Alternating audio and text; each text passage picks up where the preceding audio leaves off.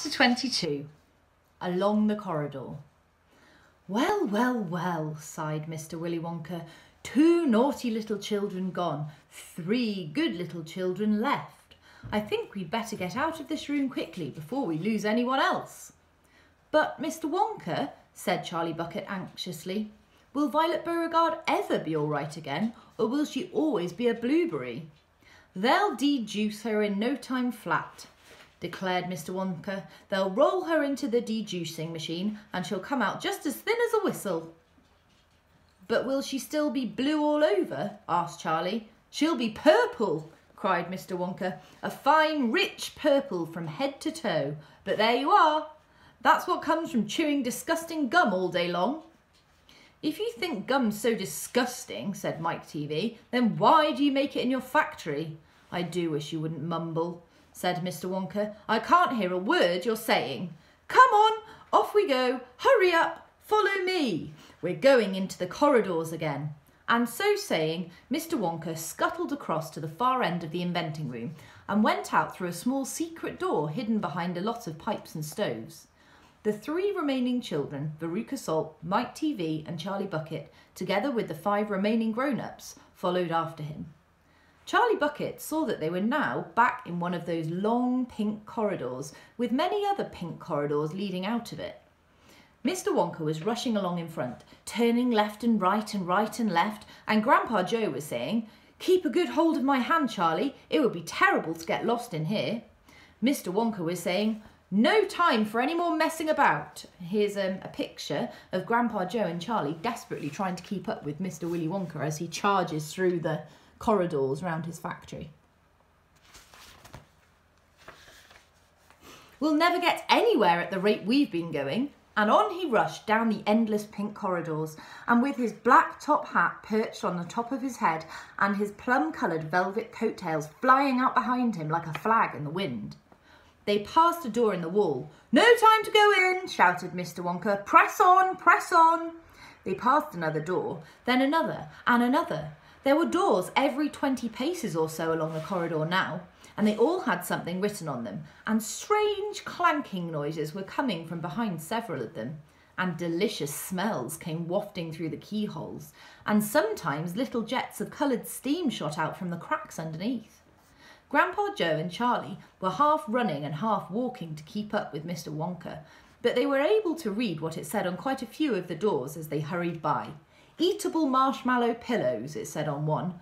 "Marshmallow pillows are terrific," shouted Mr. Wonka as he dashed by. "They'll be all the rage when I get them into the shops. No time to go in though, no time." "Lickable wallpaper for nurseries," it said on the next door.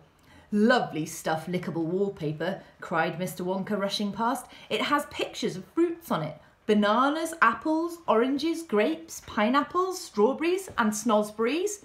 "Snosberries," said Mike TV. "Don't interrupt," said Mr. Wonka. "The wallpaper has pictures of all these fruits printed on it, and when you lick a picture of a banana, it tastes of a banana. When you lick a strawberry, it tastes of strawberry. When you lick a snosberry, it tastes just exactly like a snosberry."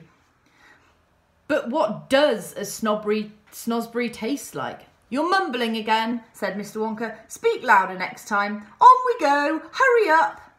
"Hot ice creams for cold days," it said on the next door. "Extremely useful in winter," said Mr. Wonka, rushing on. "Hot ice cream warms you up no end in freezing weather. I also make hot ice cubes for putting in hot drinks." "Hot ice cubes make hot drinks hotter." "Cows that give chocolate milk," it said on the next door.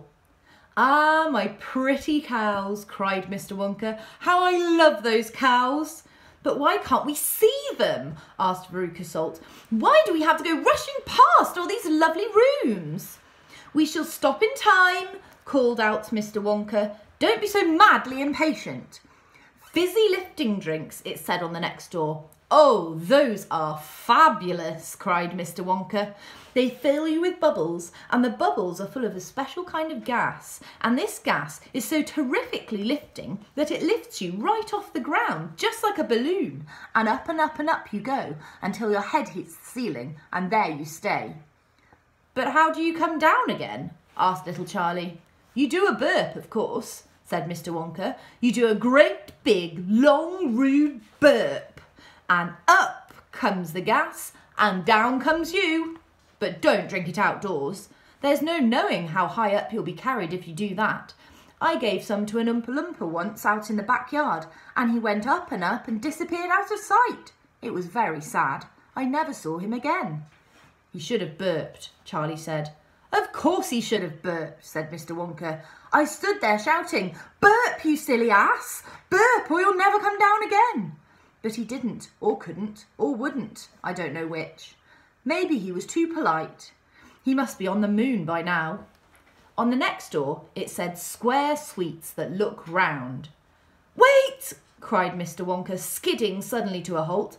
"I'm very proud of my square sweets that look round. Let's take a peek."